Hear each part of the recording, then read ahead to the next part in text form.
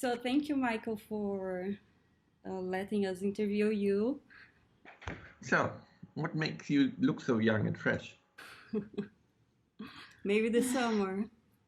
It's not so fresh. It's very hot, actually. So thank you so much again for agreeing to be interviewed by us. It's very nice being with you again, hearing from Yeah, you.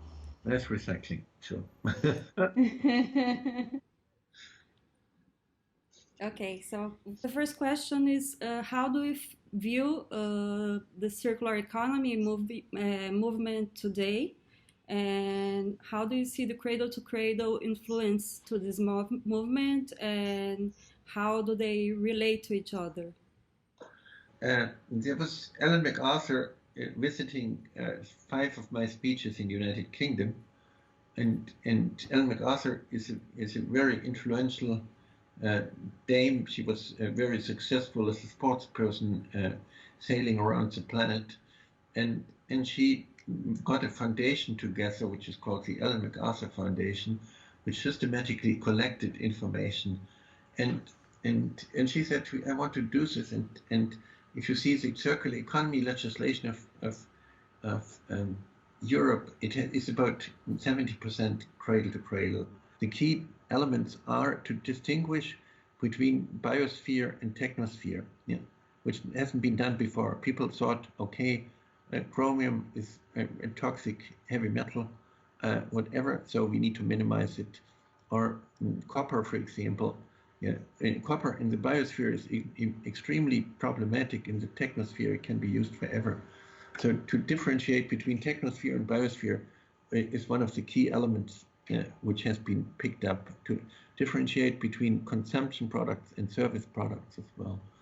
Yeah. On the other side, there was Franz Timmermans from the European Union, Vice President of the European Commission. He wanted to call it a cradle-to-cradle economy, but first of all, it was William McDonough who vetoed against it because he said, "Oh, it's our work." Yeah. But secondly, I supported it to a certain, because I wanted that countries like Poland, like Brazil, like Romania, like Bulgaria, would have access to funding and support as well. But the consequence is a little bit of a nightmare, because people now take toxic fly ashes, they mix them into bricks, and they call it circular economy. Yeah, or they take plastic waste and make park benches and things like that. So, yeah, so the consequence is not really beneficial. How it's thought, and people now think they have to take the stuff back because it's circular, but circular means basically linear thinking in cycles. Yeah, and it's like London Eye. After the third time, we think, my God, this is bloody boring. Yeah? So, and as well, it basically stops true innovation, because I don't want to use the same material to make whatever office furniture for the next 500 years. Yeah? So in a digital world, it's a space, it's a sphere, not a circle. It's a technosphere and a biosphere. Yeah? So because today it needs to be a office furniture, tomorrow it needs to be a car component. Next time it needs to be a part of a vacuum cleaner, whatever. It's a space. Yeah? And as well, it's in circular economy, it's about durability. Yeah?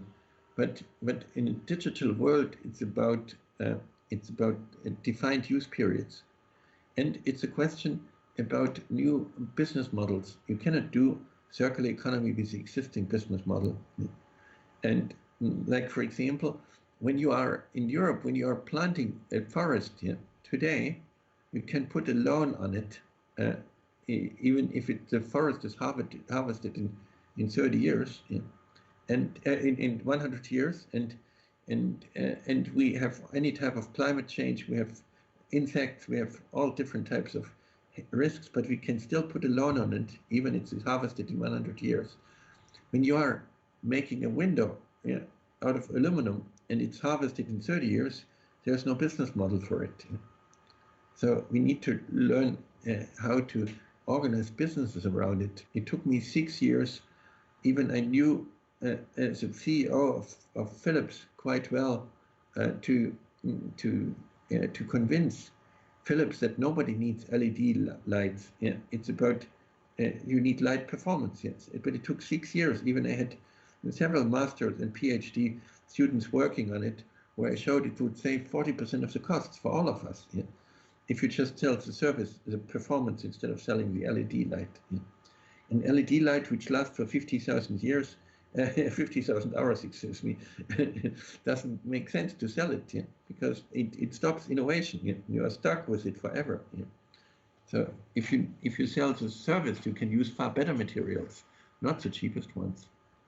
Yeah. But so we are now in a certain point in Central Europe falling back into the early 80s, where there was a circular economy legislation already in place. Yeah, which people like the Germans forgot about it because under stress they forget about things which they think it's an ethical responsibility. And so environment is not seen as a business opportunity, it's seen as a responsibility. And this is why the key element is to understand first that this is not about an ethical responsibility, it's about an innovation engine. Yeah. And we can make now use 40 years of environmental debate as an innovation opportunity, which makes far, far better products. So it's no longer about sustainability because people combine sustainability with circular economy, but true innovation is never sustainable. Otherwise, it would not be an innovation. So the mobile phone was not sustainable for the ones who had stationary phones before. Yeah. The steam engine was not sustainable for the ones who had horses before. Yeah. And I can give you endless examples where true innovation is never sustainable. So my biggest enemies I have now in Europe are the sustainability experts in companies, yeah?